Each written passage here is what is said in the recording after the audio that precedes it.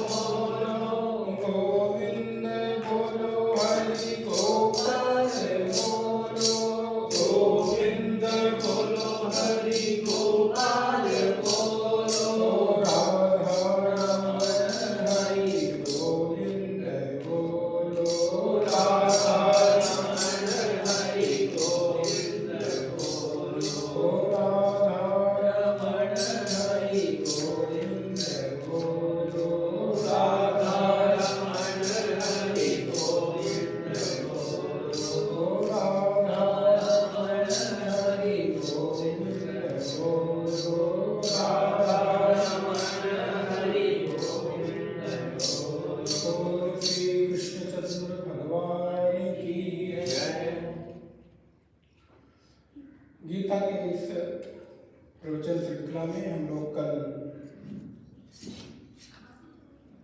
श्रीमद् भगवद गीता किस परिस्थितियों में अर्जुन के सामने अवतरित हुई और जीवन में गीता की क्या उपयोगिता है, इस विषय पर कल विचार किया। श्रीमद् भगवद गीता बंधन से मोक्ष की यात्रा का नाम है, विषाद से प्रसाद की यात्रा का नाम गीता है, प्रेय से श्रेय की ओर ले जाने वाली श्रीमद् भगवद गीता है, बंधे हुए जीव को बंधन मुक्त करा देने का नाम भगवद गीता है, और व्यक्ति के जीवन में मोह आ गया हो तो मोह के पाश में बंधा हुआ व्यक्ति अपने कर्तव्य को कैसे भूल जाता है, तो अपने कर्तव्य कर्म को याद दिलाने की का जो संदेश है वो श्रीमद् भगवद गीता है। लेकिन क्या इतना आसान है? बुरे नहीं। जब तक जीव को अपने बल पर, जीव को अपने सामर्थ्य पर, अपनी शक्ति पर, अपनी बुद्धि पर, अपने बल पर, अपने विवेक पर भरोसा है, तब तक पूर्ण रूप से शरणागति घटित नहीं हो सकती। और बिना शरणागति के, बिना पूर्ण समर्पण के जीवन में प्रेम आ नहीं सकता, और बिना प्रेम आए भगवान के साथ संबंध जुड़ नहीं सकता, क्योंकि संबंध जुड़ता ही वही है जहां से प्रेम की अनुभूति हो, जहां से अपनत्व की अनुभूति हो, जहां पर हम स्वयं से अधिक दूसरे को महत्व देना शुरू करते हैं, उस स्थिति का नाम प्रेम है। अर्थात जहां जीव न होकर केवल और केवल परमात्मा ही एकमात्र प्राथमिकता बन जाए, तभी प्रेम घटित हो सकता है। इसलिए अल्टीमेट जो प्रेम है, अंतिम जो प्रेम है, वो परमात्मा के साथ ही संभव है। लेकिन कब? जब अपनी प्राथमिकता धीरे धीरे कम होने लग जाए, स्वयं का बल, विद्या, बुद्धि, विवेक, सामर्थ्य न्यून लगने लगे, कम लगने लगे, और परमात्मा के ऊपर निर्भरता बढ़ती चली जाए, तो एक सिद्धांत निकल कर आता है कि स्वयं से निर्भरता धीरे धीरे परमात्मा पर घटित हो जाए, तो उसका नाम प्रेम है, उसका नाम शरणागति है, उसका नाम समर्पण है। कल एक अपने किसी साधक ने यहाँ पर पूछा, तो मैं उनके प्रश्न का विस्तार कर दूं कि गीता का वो कौन सा श्लोक है। तो भगवान कहते हैं, ये यथा माम प्रपद्यन्ते तांस तथैव भजाम्यहं मम वर्तमान वर्तन्ते मनुष्याः पार्थ सर्वशः। ये यथा माम प्रपद्यन्ते, अर्जुन जो मुझे जैसा भजता है मैं उसको वैसा ही, उस रूप में ही उसका वहन करता हूं, उसका रक्षण करता हूं। आप किस रूप में परमात्मा को देखते हो, उस रूप में परमात्मा आपको प्रतिरूप दिखाई देता है। तो अर्जुन मोह में बंधा हुआ है, अर्जुन अपने कर्तव्य का विस्मरण कर दिया है, अर्जुन भूल गया है कि आज अर्जुन ना भाई है, ना भतीजा है, न राजा का बेटा है, न किसी का मामा है, न चाचा है, न ताऊ है, न किसी का रिश्तेदार है। आज केवल और केवल अर्जुन की एक ही उपाधि है, और उसका नाम है वीर। उसका नाम है क्षत्रिय, उसका नाम है योद्धा। तो ध्यान रखना मेरे भाई बहन, आप अपने कर्तव्य को तब भूलते हो जब आप अपनी उपाधि को भूल जाते हो। उपाधि का तात्पर्य है जो आप हो वो आपको याद रहे। जब जब आप अपने कर्तव्य को, जब जब आप अपनी उपाधि को, जब जब आप अपने दायित्व को भूलते हो, तब तब आप अपने कर्तव्य से विमुख होते चले जाते हो। और एक नहीं अनेक बार ऐसा हम लोगों के साथ होता है, नहीं तो आप विचार करके देख लीजिए। यदि आपको हमेशा सतत बना रहे कि आप पिता हो, अच्छा चलो एक छोटा सा उदाहरण लेते हैं। ये वाली लाइट बंद हो सकती है क्या तुम्हारी चल रही से? वीडियो ठीक नहीं आएगी? नहीं, ब्लैक आ गया, बहुत तेज आंख पे लग रही है, अगर बंद हो जाती कोई बात, बंद करके।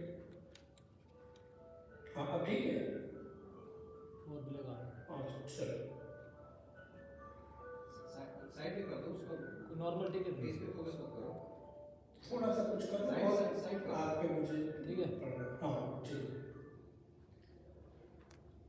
जब व्यक्ति अपने कर्तव्य का विस्मरण कर लेता है, फोन सब साइड पे कर दीजिएगा प्लीज। जब व्यक्ति अपने कर्तव्य को भूल जाता है,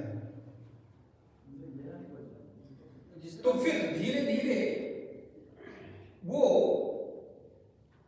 जिस उपाधि में है उस उपाधि के अतिरिक्त किसी दूसरी ओर उसका गमन होने लगता है।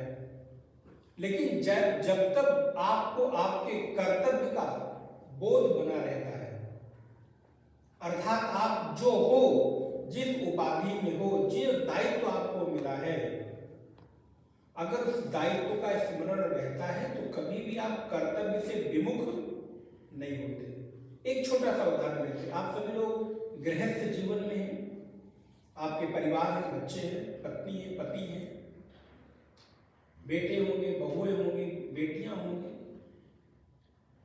आप याद करो, जिस दिन आपको कोई संतान की प्राप्ति होती है, बेटा हो या बेटी हो जाए, उस दिन आपको एक नए कर्तव्य की, नए दायित्व की, नए उपाधि की प्राप्ति हो जाती है। फिर आप केवल एक दूसरे के साथ पति पत्नी का संबंध नहीं रह जाता, फिर आप पिता और माता बन जाते हैं। माता और पिता के रूप में आप एक दूसरे को अनुभव में करने आ जाते हैं। और जैसे जैसे आपके जीवन में इस कर्तव्य का बोध प्रगाढ़ होता जाता है कि अब आप केवल पति नहीं रहे, अब आप एक पिता बन गए हो, आपको हमेशा ये चिंतन बना रहता है कि मेरा मेरे बेटे अथवा बेटी के प्रति क्या कर्तव्य है, क्या उत्तरदायित्व है। और फिर जितना गहरा आपको पिता होने का उत्तरदायित्व गहरा होता चला जाता है, कर्तव्य गहरा होता चला जाता है, उतने उतने प्रतिशत में आपकी जिम्मेदारी बढ़ती चली जाती है। और जैसे जैसे जिम्मेदारी बढ़ती चली जाती है, वैसे वैसे आप उस संतान को बेहतर से बेहतर शिक्षा, बेहतर से बेहतर नागरिक, उत्तम से उत्तम संस्कार देने की कोशिश करते हो। क्यों? क्योंकि आपको सतत भान है कि अब आप एक पिता हैं। अच्छा, अगर पिता होने का कर्तव्य आपको याद न रहे, और कई बार ऐसा हो जाता है, तो ऐसे लोगों की संतानें चाहकर भी बहुत अच्छी दिशा में नहीं बढ़ पाती। क्यों? क्योंकि आपका आपके कर्तव्य के प्रति समर्पण की भावना नहीं रही। यदि आपका कर्तव्य का, समर्पण का भाव प्रगाढ़ रहा, उतना ही आप अपने कर्तव्य को अच्छी तरह से पूरा कर सकते हो। और ये एक छोटा सा उदाहरण है, ऐसे कई सारे उदाहरण हम आपको दे सकते हैं। आप जितनी देर ऑफिस में रहते हो आपको काम करना होता है, क्योंकि अब आप एक कर्तव्य में हो, तो आप क्या कहते हो, देखो भाई इस समय ऑफिस टाइम में मुझे डिस्टर्ब मत करना, घर का कोई काम इस इतने घंटे में, बहुत जरूरी ना हो तो फोन मत करना। क्यों? क्योंकि आप एक कर्तव्य में बंधे हो, एक जिम्मेदारी में बंधे हो, और उस जिम्मेदारी के प्रति यदि आपके समर्पण की भावना है तो आप अपना 100% 100% देते हो, और फिर आपका जो परफॉर्मेंस है, आपका जो रिजल्ट है, उतना ही बेहतर परिणाम लेकर आता है। जैसे आप अपने कर्तव्य से थोड़े से विमुख होते हो, परिणाम भी वैसे वैसे कम होता चला जाता है। और एक नहीं अनेक उदाहरणों से हम आपको बता सकते हैं। आप पति की जिम्मेदारी में हो, पत्नी की जिम्मेदारी में हो, पिता की भूमिका में हो, एक ऑफिसर है तो सीनियर जूनियर की भूमिका में है, पुत्र की भूमिका में है, पिता की भूमिका, जिस भी भूमिका में है, उस कर्तव्य से विमुख होते ही आप धीरे धीरे उसे परिणाम को कम करते चले जाते हो। इसलिए आज अर्जुन भाई की भूमिका में नहीं है, आज अर्जुन पति की भूमिका में नहीं है, आज अर्जुन बेटे की भूमिका में नहीं है, आज अर्जुन किसी रिश्तेदारी निर्वाहन करने नहीं आ रहा है। कृष्ण कहते हैं अर्जुन तुम इस समय कुरुक्षेत्र के युद्ध में रिश्तेदारी निर्वाहन करने नहीं आए हो, तुम एक योद्धा हो, तुम एक वीर हो। तुम्हारा कर्तव्य है कि सामने जो प्रतिद्वंदी खड़ा है, सामने जो विपक्षी खड़ा है, सामने जो तुम्हारा शत्रु पक्ष खड़ा है, उसका दमन करके, पराजित करके और युद्ध में विजय प्राप्त करो, क्योंकि युद्ध का एक ही परिणाम है, वो विजय। तुम नीति पूर्वक किस तरह से विजय प्राप्त करते हो, ये परिणाम जैसा निकल कर आएगा उस पर निर्भर करेगा। इसलिए आपको एक बात निवेदन करूं मेरे भाई बहन, ध्यान रखना, दुनिया संघर्ष पर नहीं, दुनिया परिश्रम पर नहीं, परिणाम पर नजर रखती है। शायद समझ में आया हो आपको, न समझ में आया तो मैं दोबारा दोहरा देता हूं। आप मेहनत कितनी करते हो उससे किसी को फर्क नहीं पड़ता, आप संघर्ष कितना कर रहे हो इससे कोई फर्क नहीं पड़ता, आप मेहनत कितनी दिन रात कर रहे हो, करते रहो, उससे कोई फर्क नहीं पड़ता। फर्क पड़ता है आपके परिणाम से। इसलिए परिश्रम जब तक परिणाम में परिणत नहीं होता, वो परिश्रम व्यर्थ हो जाता है, उस परिश्रम की कोई वैल्यू। हम 10 साल से आईएएस की तैयारी करते रहो, क्या फर्क पड़ता है? 15 साल से करो, हम 20 साल से तैयारी कर रहे हैं, आपकी तैयारी करने से उस परिणाम का कोई लेना देना नहीं है। दुनिया आपके परिणाम पर नजर रखती है, आपके परिश्रम पर।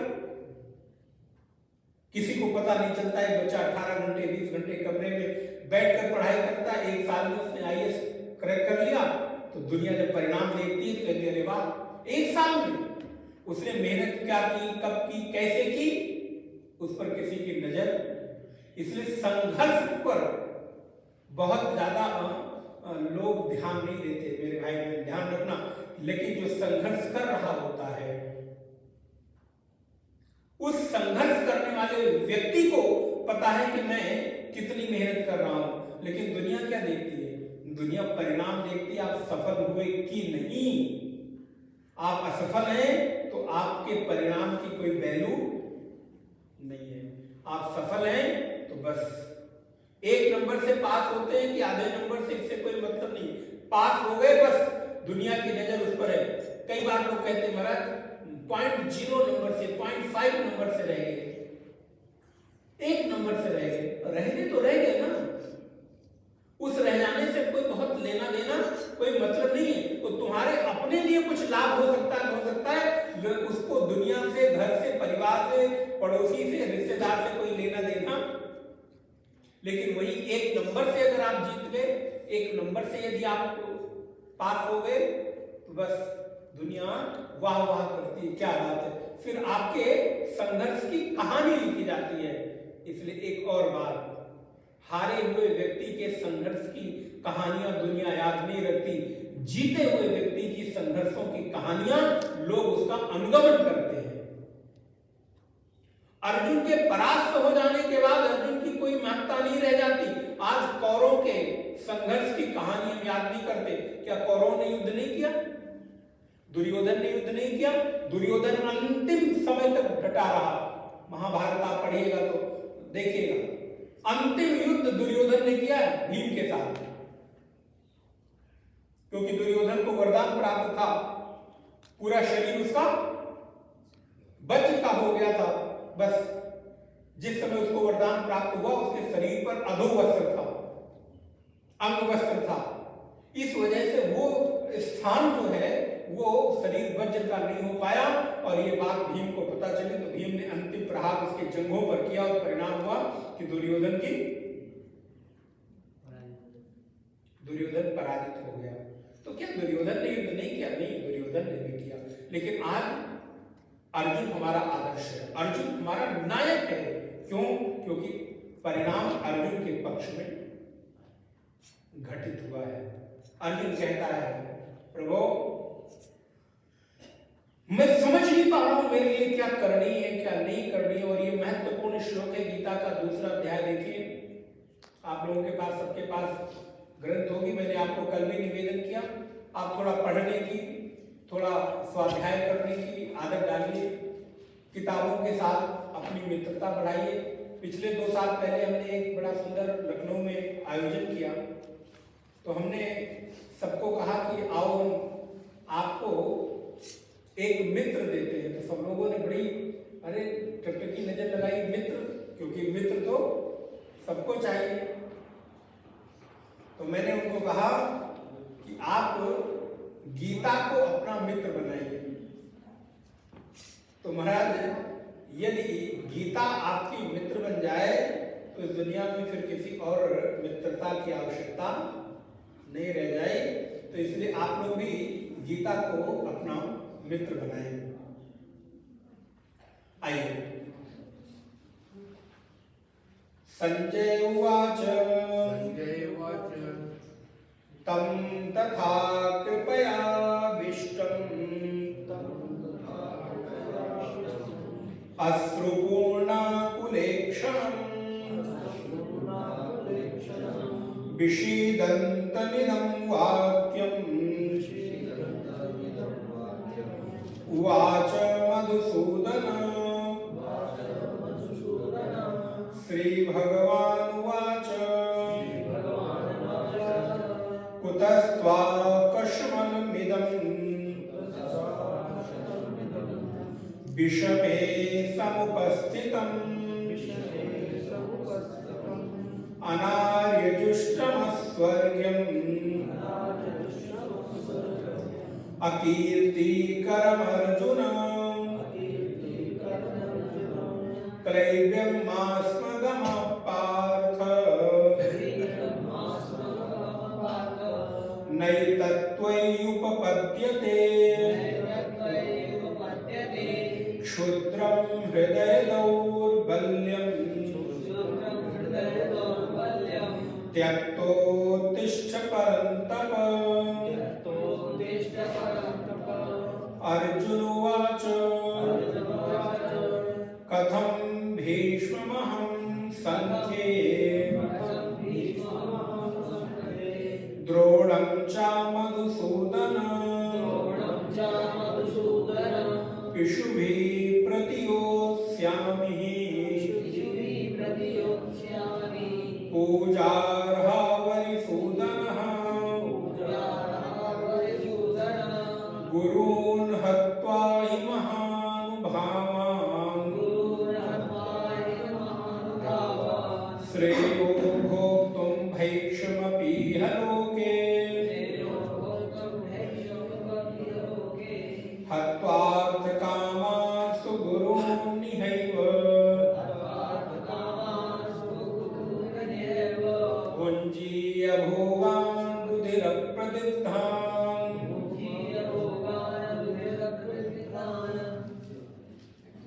न चैतद्विद्मः कतरन्नो गरीयो यद्वा जयन्यदिवा नो जयेयुः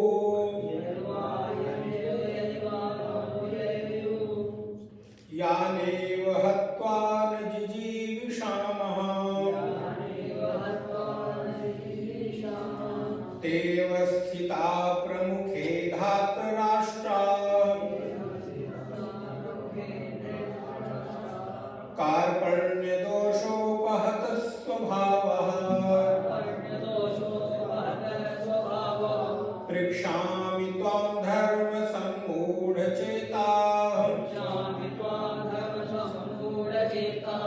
यच्छ्रेयया स्यात् निश्चितं ब्रूहि तन्मे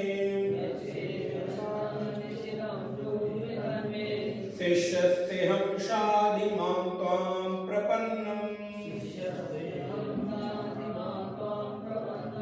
शिष्यस्तेऽहं शाधि मां त्वां प्रपन्नम्।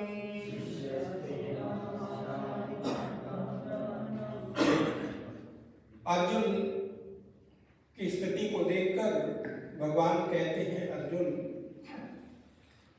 कुतस्त्वा कश्मलमिदं विस्मे संपस्थितम् अनार्यजुष्टम स्वर्गम अकीर्तिकरम अर्जुनः क्लैब्यमास्मगमं पार्थ। ये श्लोक जो तीसरा श्लोक है बहुत इंपॉर्टेंट है, ध्यान रखिए। क्लैब्यमास्मगमं पार्थ नैतत्वं पार्थ नैतत्वं उपपद्यते क्षुद्रम हृदय दौर्बल्यम त्यक्तोत्तिष्ठ परंतप। हे परंतप, परंतप माने अर्जुन, परंतप का अर्थ होता है पराम तापेति परंतप, जो दूसरों को पराजित करके, जो दूसरों को हरा के विजेता बन जाए उसको परंतप कहते हैं। पराम तापेति, जो दूसरों को पराजित कर दे उसी का नाम परंतप होता है। अर्जुन को भगवान कहते हैं, हे अर्जुन तुम तो बहुत बड़े योद्धा हो, बहुत बड़े वीर हो, बहुत बड़े महाबाहु, और आज ऐसे महावीर, महाबाहु, महायोद्धा जिसने दूसरे बड़े बड़े राजाओं को हराकर युद्ध जीता हो, आज वो युद्ध से उपराम हो रहा है, ये तो कहीं से उचित नहीं लगता। और ये जो लाइन बोलते हैं ना, क्षुद्रम हृदय दौर्बल्यम क्लैब्यमास्मगमं पार्थ, हे अर्जुन तुम क्लीवता को मत प्राप्त हो। क्लीवता का अर्थ होता है नपुंसकता। और ध्यान रखना मेरे भाई बहन, किसी वीर को, किसी क्षत्रिय को, किसी पुरुषार्थवान पुरुष को अपने लिए सब कुछ सुनना मंजूर है, लेकिन किसी पुरुष को नपुंसक कह दिया जाए तो ये उसको मंजूर।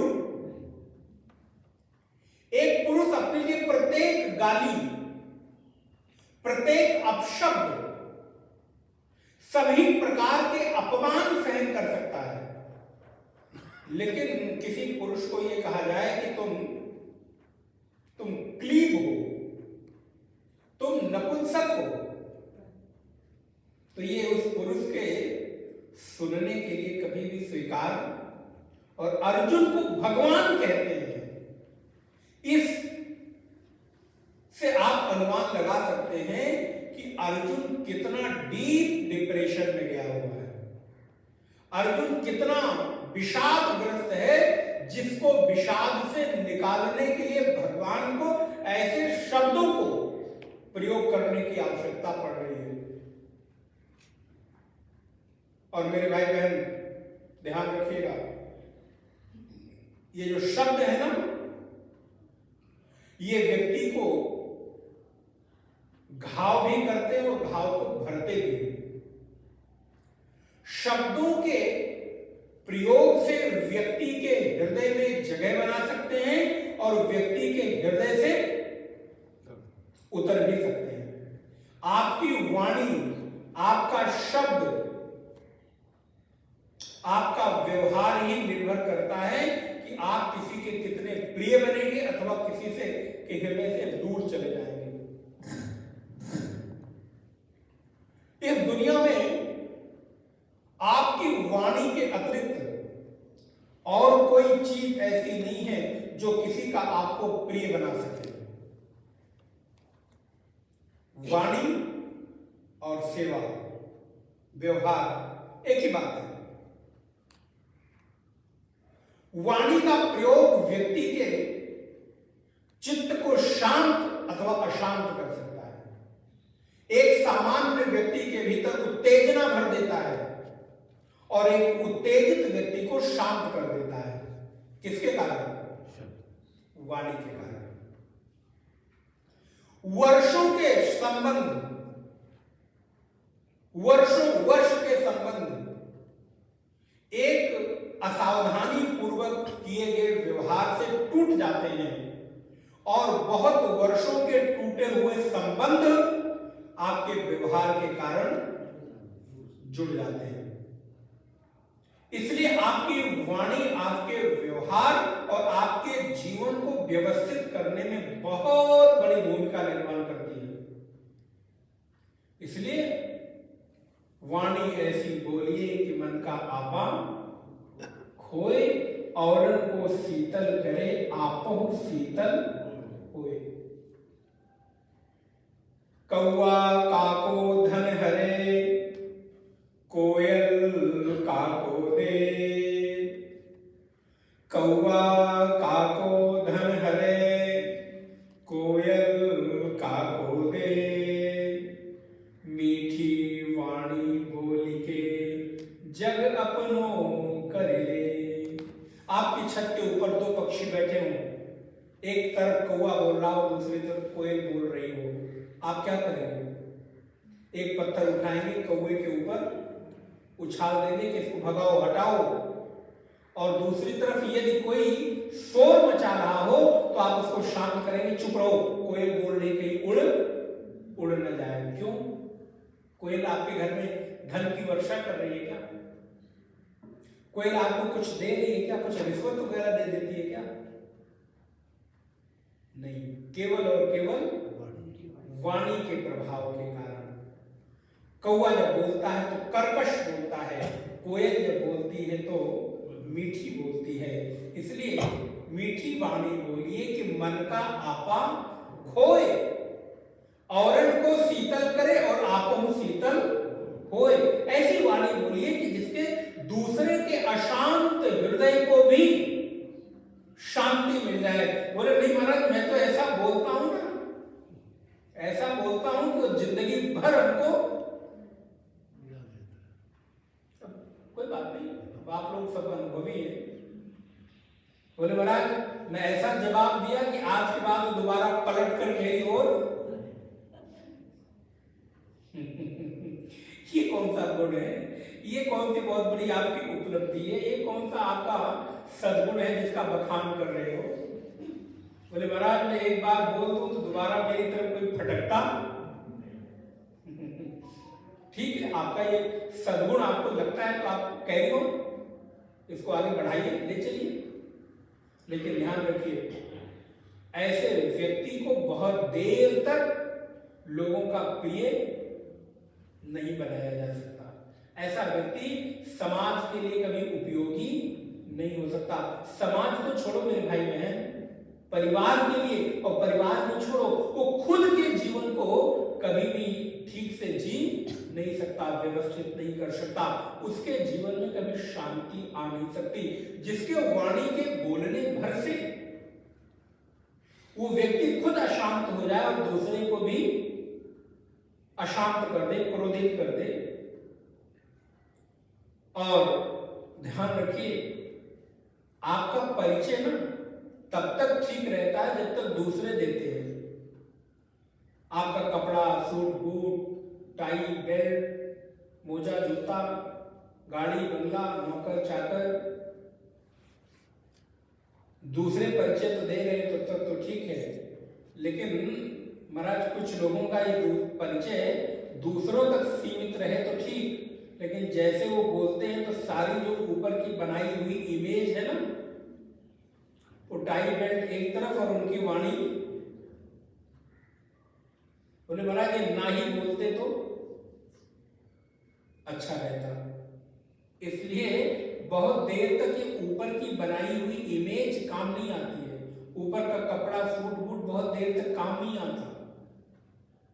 आपके भीतर जब सद्गुण, आपके भीतर जब दैवीय वृत्तियां, आपके भीतर जब दैवीय संपत्तियां,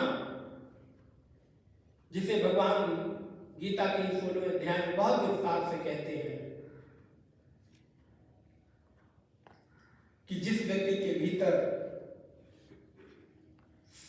सठ संपत्तियां हैं, जिस व्यक्ति के भीतर करुणा है, मुदिता है, प्रसन्नता है, प्रेम है, उदारता है, जिस व्यक्ति को किसी से राग द्वेष नहीं है, जिस व्यक्ति के भीतर किसी के कार्य की, किसी के उत्थान को देखकर मन में ईर्ष्या नहीं आती, जो व्यक्ति किसी के उत्थान को देखकर जलता नहीं, अर्जुन वो मेरा बहुत प्रिय लाडला है। आपके भी घर में 2-3 बच्चे तो होते हैं, होंगे। कौन बच्चा ज्यादा लाडला होता है? किसके आधार पर? अगर एक बच्चा थोड़ा कम भी कमाता हो लेकिन अगर उसका व्यवहार अच्छा है तो वो आपका ज्यादा प्रिय होगा। एक बहुत पैसा कमाता है लेकिन उसमें इतना एरोगेंट वो है, उसका व्यवहार इतना कटु है, तो आप उससे थोड़ा कतराते रहते हो, दूर दूर होते रहते हो। क्यों? इसलिए हमेशा पैसा संपत्ति ही किसी का प्रिय बनाए ये जरूरी, आपका व्यवहार।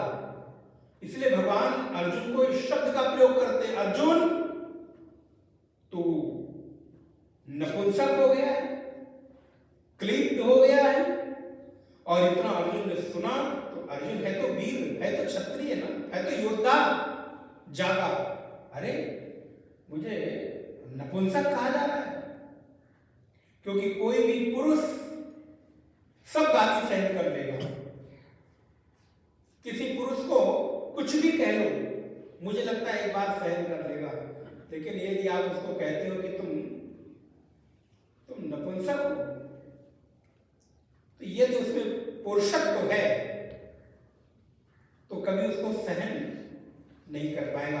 अर्जुन के लिए भी यही हुआ, लेकिन ध्यान रखना यह शब्द अर्जुन के लिए बहुत देर तक कारगर नहीं हुए, क्योंकि बीमारी बहुत गहरी थी। अब आप इसी बात से अंदाजा लगा लो, किसी वीर योद्धा को जिसने बड़े बड़े राजाओं को परास्त किया हो, उसको नपुंसक शब्द से भगवान संबोधित करते हो, लेकिन फिर भी उसको कोई बहुत फर्क ना पड़ा हो, तो बीमारी कितनी गहरी होगी।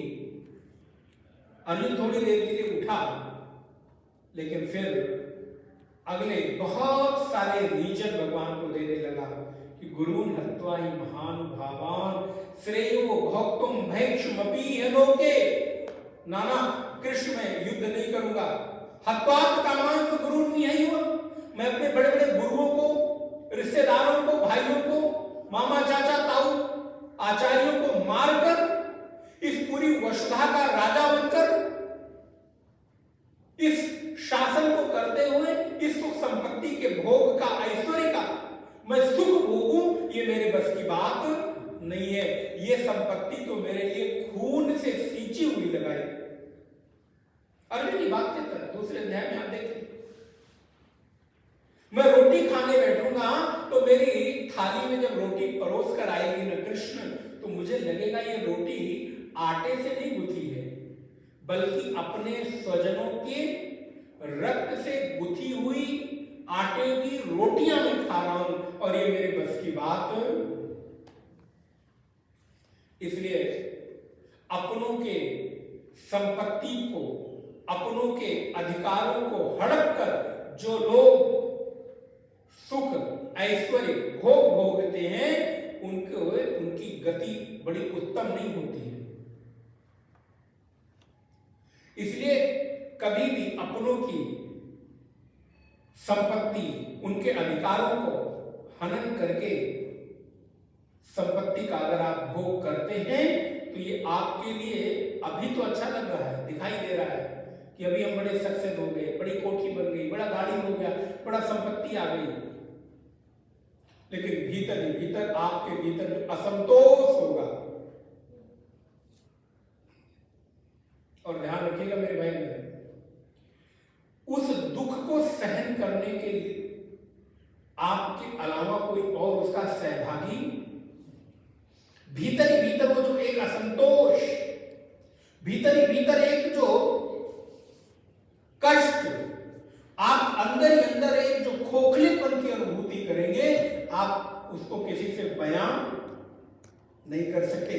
जिन जिन लोगों ने दूसरों के अधिकारों को, दूसरों के संपत्तियों को छीन कर अपने सुख और उपभोग में खर्च किया है, उनका जीवन आंतरिक रूप से कभी सुखी नहीं हो सका। वो बाहर से व्यक्त नहीं करेंगे, बोलेंगे नहीं, लेकिन यदि भीतर उनके उतर कर देख पाओ तो आप देख पाओगे कि इस दुनिया में उनसे ज्यादा असंतुष्ट और कोई, बाहर से सब कुछ है, बाहर से आपको नहीं दिखाई देगा, बाहर से दिखाई देगा अरे इनसे ज्यादा सुखी तो कोई है ही नहीं, इनसे ज्यादा धनवान कोई नहीं है। लेकिन ध्यान रखना, जिसके भीतर संतोष का धन नहीं है वो दुनिया का सबसे दरिद्र व्यक्ति है। जिसके पास भीतर की संतुष्टि नहीं है, जिसके पास भीतर का संतोष नहीं है, उसके पास दुनिया की सारी संपत्ति होकर भी वो सबसे गरीब और निर्धन और एक शब्द को दरिद्र है। उससे ज्यादा बड़ा दरिद्र और इस दुनिया में कोई है नहीं। अर्जुन कहते हैं कृष्ण, मैं अपनों को मारकर शासन भोगूं, सत्ता का सुख भोगूं, ना, मेरे बस की बात नहीं है। भगवान कहते हैं अर्जुन, तुम इस समय एक व्यक्ति बनकर मत सोचो, तुम इस समय एक योद्धा, एक वीर बनकर सोचो, क्योंकि आज तुम्हारे कंधों पर केवल तुम्हारा जीवन नहीं टिका है। लेकिन ध्यान रखिएगा मेरे भाई बहन, ये जो सिद्धांत है ये व्यक्ति विशेष पर लागू नहीं होता, अर्थात जिसके ऊपर शासन का भार हो, जो राजा है, अगर वो ऐसा सोचने लगेगा तो राज व्यवस्था कभी संचालित, इसलिए कब कौन सा सिद्धांत किसके लिए है ये आपको विवेक करना होगा। क्योंकि यदि राजा कर नहीं लेगा, राजा टैक्स नहीं लेगा, राजा आपके ऊपर शासन नहीं करेगा, तो कभी भी शासन व्यवस्था संचालित नहीं हो सकती है। इसलिए व्यक्ति के ऊपर यह नियम लागू नहीं होता। तभी भगवान कहते हैं अर्जुन, तुम अभी एक अपना जीवन मत सोचो, क्योंकि तुम होने वाले भविष्य के शासन सत्ता के नायक हो। तुम पूरी दुनिया के युवाओं के हीरो हो, तुम पूरे दुनिया के युवाओं के आदर्श हो। यदि तुम आज युद्ध से उपराम हो जाओगे तो आने वाली हमारी संतानें किसका अनुगमन करेंगी? इसलिए जो शासन सत्ता में बैठा हुआ जो आदर्श व्यक्ति है वो सामान्य लोगों की तरह व्यवहार नहीं कर सकता, उसके लिए धर्म अलग होता है। अर्जुन कहते हैं प्रभु नहीं, मुझे नहीं युद्ध नहीं करना है, और आकर भगवान के चरणों में बैठ जाते हैं, समर्पण करते हैं।